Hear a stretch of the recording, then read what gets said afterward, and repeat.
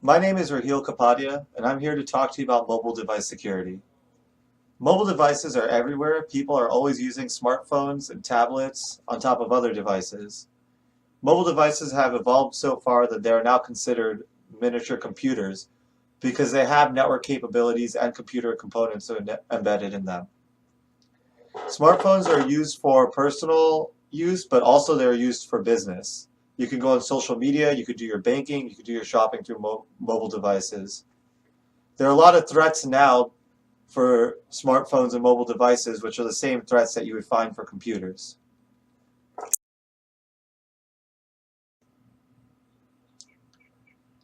There are wireless networks that mobile devices connect to. One type of wireless network is the MANET network, which is the Mobile Device ADHOC network. This is a peer-to-peer network in which mobile devices connect to each other instead of a central base station. This allows the network to extend further than it originally would be able to.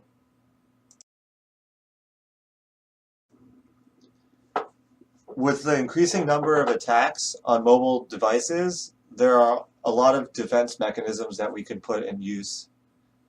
The different types of defense are user training, patching, honeypots, policies, incident responses, and vulnerability scanners.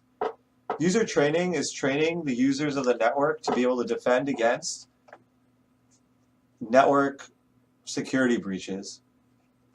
Patching is the use of updating the software to keep counteracting the most recent forms of attacks. Honeypots are used to detect, deflect, and counteract unauthorized use of information systems. There are policies that govern how the network should be used, and it lays out the basic architecture of the company's security environment. Incident response is a group of people who respond to attacks. There are also vulnerability scanners, which inspect systems to find their weaknesses and help strengthen networks. We will go into these with more detail shortly.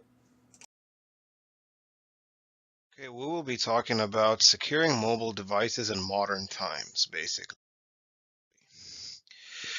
Now, in order to do that, we'll define an ad hoc. What is an ad hoc? It is basically a means that the network does not rely on any pre-existing infrastructure. Ad hoc networks are not in need of a router, such as in wired networks, or access points as we see in wireless networks. MANET. Mobile Ad Hoc Network is what it stands for, also known as a wireless ad hoc network. Devices in MANET move independently in any direction and changes its links to other devices frequently. The devices involved, or nodes as we call it, are phones, laptops, tablets, walkie-talkie, etc. MANET connections. There's more than one wireless host that form a wireless network without the help of a centralized network. So basically there's no centralized network involved in here. It's a come and go basis. The self-organized and controlled. The range is limited with mobile nodes, and there's basically no administrators. So it's just come and go network. It also goes to the greater internet, which is the Wi-Fi connections. It also uses 4G and 3G. The military has decided that they want to do a project using it on 4G to make it more secure. Each device can be used as a router or a packet and an end host as well. Routes must be modified due to constant change in activity. Remember, no administration is involved. Very dynamic. It changes frequently due to devices moving in and out of the network, as I stated earlier.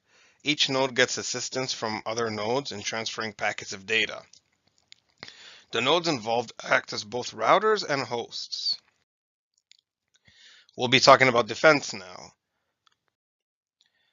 The first mode of defense is training the user. Make sure everybody is on the same page. Inform the user that they will never be asked to give a password over the phone or over the internet as well. And an IT professional should never ask you this personal information. Never open or download attachments from unknown sources such as unverified email. Do not respond to emails or even texts that claim to be from credit card or bank or financial institutions that ask for sensitive information. Call the bank or financial institution before you make a move. Never visit any sites that are unauthorized. It's a good practice to change passwords often, such as every month. Do not install or run apps on the device that is not directly provided by the company. Always a good practice to report any activity deemed suspicious. Never ever use public Wi-Fi. It is never secured. If you read the user agreement, it says use at your own risk. And do not let strangers use your Wi-Fi. Remember, patching is not the same thing as updating. Updates always get the latest update to your system in order to get some patches involved as well. Updates enhance your software and at the same time fix bugs. Every software is prone to attacks and are never 100% perfect. In order for a software company to fix a bug that can be dangerous to a user, the company needs to update the system. Patching can be included inside an update, whereas an update cannot be included inside a patch. Now, patches are whenever there are vulnerabilities in a software, engineers need to fix these when they are discovered. For example, if there's a backdoor that has been discovered by an engineer, their job is to patch it up quickly. A patch is designed to correct bugs or fix vulnerability known in the software. In order to identify a bug or vulnerability, it is required to perform testing and penetrate your own system. Security policy needs to be put in place. A security policy is critical when it comes to company and government information. The guidelines for using the company information outside the workplace should be stated. Do not access sensitive information outside of the workplace. An example of this is accessing medical information at your home or in a public Wi-Fi or in a cafe. HIPAA violation is what it's called. Governing policy. This policy is mainly for a manager that manages a security policy. Make sure employees are made aware of a security policy that is being addressed. This means that it basically a manager has to enforce a security policy so that everyone is compliant, meaning continuing education, continuously do training exercises with employees in order to get them more involved in the activity. Technical policies. The main target in technical policies is the IT staff. This includes the duties of security pertaining to email, remote access, and your own personal device.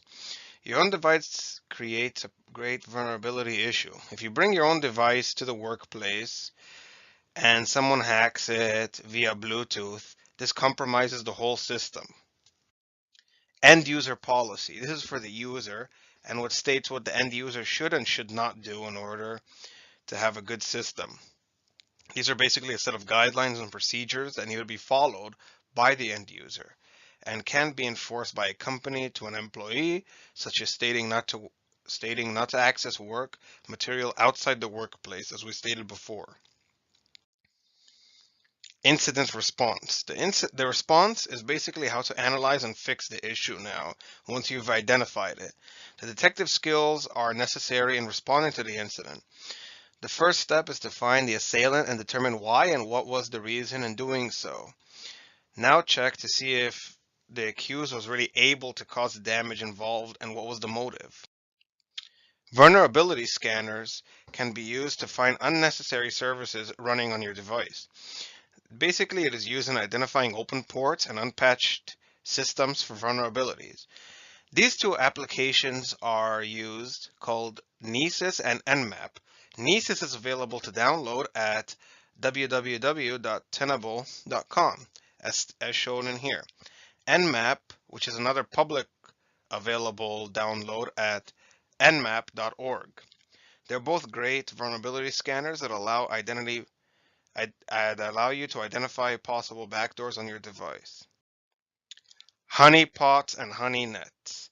This is my favorite. I call it the distraction zone. Basically, what this does is it confuses the hacker into thinking that a system will be attacked, that the attack will be real when it really is not. Basically, what you do, you get a device, you put it in an unsecure area, and you let the hacker just attack it and go wild on it and let them go as far as they can on the device, and you've basically figured out their patterns and modes of attacks. Now, the intention is to lure an attacker into puffing 100% of their efforts in the attack, a fake system that looks real on their end. The best part of a honeypot is that you can learn what a hacker is doing and plan of attacks that a hacker is using.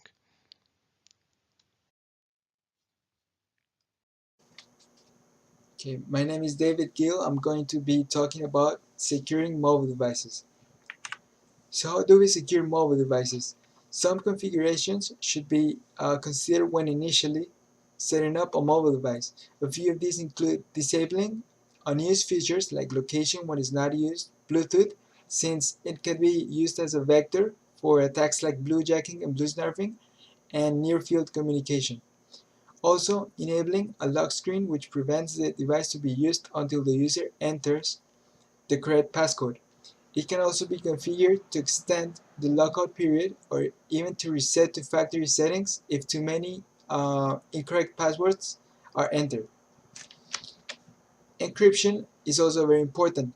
iOS devices use advanced encryption standard to encrypt the device when passcode is enabled, and Android 7.0 and later support file-based encryption, which uses the concept of containers. And this concept is better suited for companies that need to protect specific files in employees' devices. After the initial configuration is done, mobile and device management tools allow the device to be managed remotely by the company. Typically involves a server and a client which runs on the mobile device. It helps to rapidly enroll new devices and quickly remove them from the network.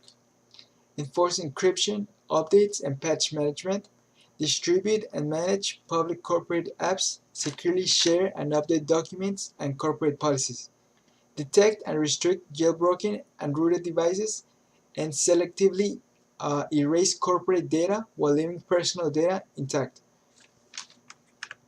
Device loss or theft is also a concern in mobile device security, since unprotected devices can be used to access the corporate networks.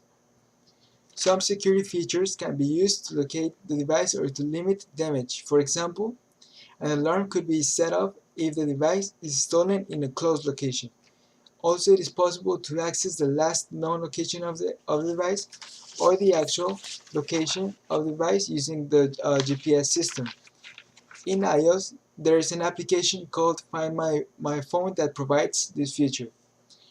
Remote lockout, which locks the phone until the user is verified to be the owner. Also, a picture can be taken when an incorrect passcode is entered, and then this picture is sent to the owner via email. The applications in the mobile device also need to be secured. For example, an application created in the company or in-house could provide information about the network if it's compromised. Also, by pre-approving apps in corporate devices, the risk of infecting a device in the network is reduced. And geofencing may be used, which uses the device location to define and to limit where the app can be used. To maintain an acceptable security level, it's a good idea to update to the latest software so that the known vulnerabilities are patched, install an antivirus application, since Android viruses exist that behave just like regular computer viruses. For example, LuckyBot is a banking Trojan that was found last year that simulates app screens like WhatsApp, Skype, and Outlook. Then it shows fake notifications to the user, alerting that a transfer has been done from the user's bank account. Then the user logs into a fake bank website where his password and information is taken. To avoid Android viruses, only download applications via Google Play. Thank you.